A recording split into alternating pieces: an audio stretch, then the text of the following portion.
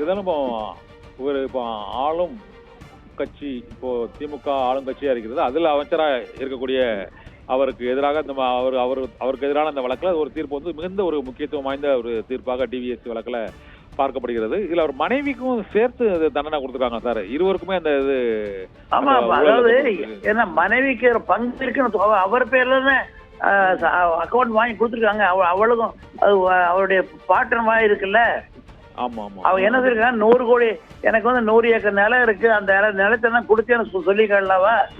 ஓ ஆமா ஆமா சொல்லிருக்காங்க. இதற்கு 1.25 கோடி பணம் வந்து நான் தான் கொடுத்தேன்னு சொன்னா அவளுக்கு குற்றவாளி தானே? ஆமா ஆமா. அவளுக்கு 100 ஏக்கர்ல 1.25 கோடி எப்படி மீண்டு வர முடியும்? அதனால அதுக்கு நீயும் குருதுணையா இருந்திருக்க அப்படின்னு சொல்லி சொல்லிதான் தண்டனை கொடுத்துருக்காங்க.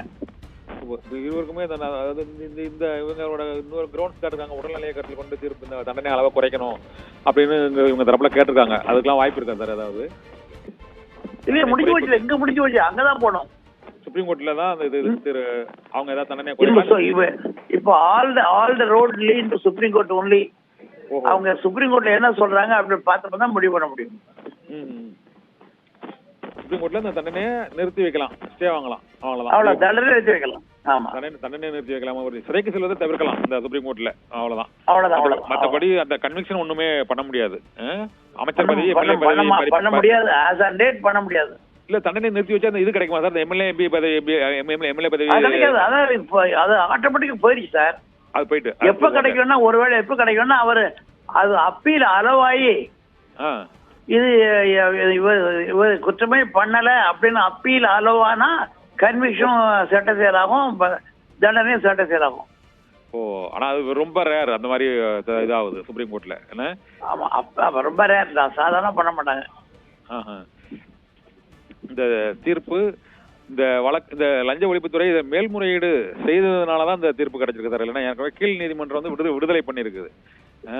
அந்த விடுதலை பண்ணது வந்து இப்ப சுப்ரீம் கோர்ட் அப்பீல் அது அவங்க தரப்பு வாதமா வைக்கிறதுக்கு வாய்ப்பு இருக்குல்ல சார்? ஏன்னா விழுப்புரம் கோர்ட்டு லஞ்ச ஒழிப்புத்துறை கோர்ட்டு உங்களுக்கு ரிலீஸ் பண்ணிருது, 2018 ரிலீஸ் பண்ணிருது சார். அதாவது சட்டத்தின் அடிப்படையில கீழ்கோர்ட்ல பண்ணது வந்து மேல் கோர்ட்டுக்கு ஹைகோர்ட்டுக்கு போகலாம், ஹைகோர்ட்டுக்கு பவர் இருக்கு. சரி, கீழ்கோர்ட் ஹைகோர்ட் என்ன பண்ணலாம், கீழ்கோர்ட்டு தீர்ப்பை உறுதிப்படுத்தலாம் ஒண்ணு, அல்லது அதை ரிவர்ஸ் பண்ணி நான் தீர்ப்பு கொடுக்கறேன்னு சொல்லலாம். சரி, அது ஹைகோர்ட்டுடைய பவர். ஓகே, ஹைகோர்ட் பண்ணது சரியா தப்பா அப்படின்னு சொல்லி சுப்ரீம் கோர்ட்டுக்கு பவர் இருக்கு.